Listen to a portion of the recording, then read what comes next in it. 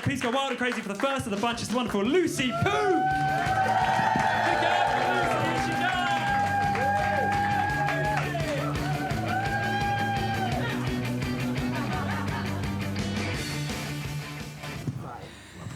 Hi, my name's Lucy.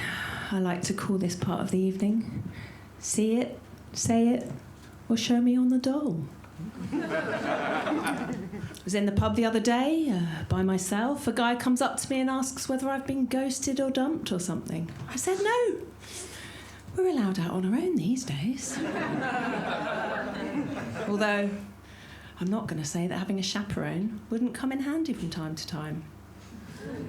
The other day, I accidentally flushed my moon cup down the toilet at the swimming pool, which left me with a dilemma as to whether to tell them or not. Tell them and I'll forever be moon cup girl, or don't and leave them in the dark as to why that toilet never flushes again.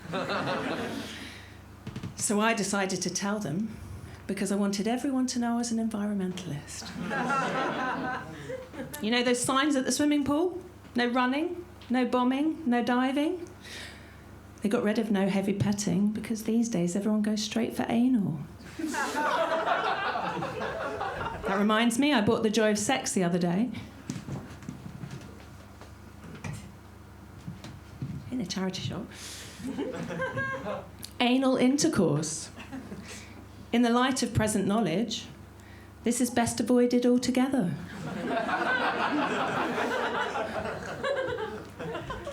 I thought about sending to my gay best friend, but decided that perhaps it was a little too close to the bone.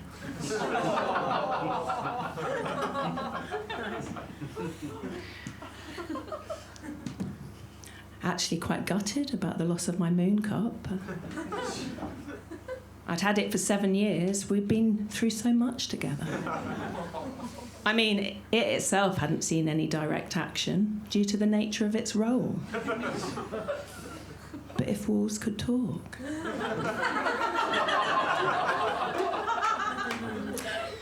I decided to start doing stand-up about the same time as I decided to start doing menopause.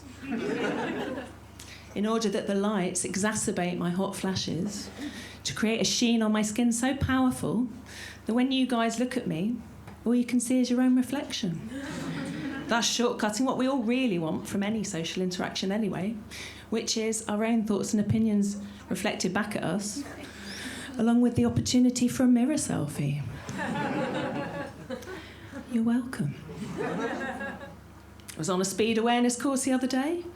At the end of the session, we were all asked what our take-homes would be for the day, as we all frantically racked our brains for something pithy, yet philosophical. The collective disappointment in the room was palpable when the first woman she called upon replied, "Don't speed."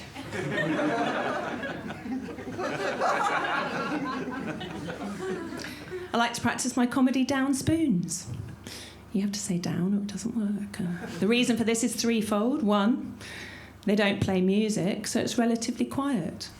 2, drinking in an establishment owned by someone as politically and ethically dubious as Tim Martin really exercises one's capacity for cognitive dissonance, a skill I'm finding increasingly useful in scenarios such as this. And 3, nobody bats an eye at yet another person talking to themselves. Friends of mine recently barred from spoons for a crime that, had she chosen to commit in an environment, let's say, a little more intimate, could possibly have earned her a medal. I mean, I'm not sure who would have given her the medal, but you know the saying, we're all only 2.5 paychecks away from homelessness? Well, I can safely testify that we're all only 2.5 bases away from being barred from spoons. Friends of mine grew up in Northern Ireland in the 1980s. I can see you all thinking that this is going to go one of 2 ways, neither of which are good. And you'd be right. Be the first to admit that he was quite an overweight child, but had since successfully cultivated a positive body image. That was until he recently found out that the local priest had molested every single one of his friends apart from him.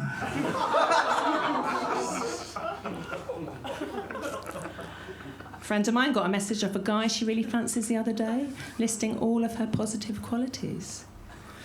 He then went on to suffix this with the phrase, "and your local."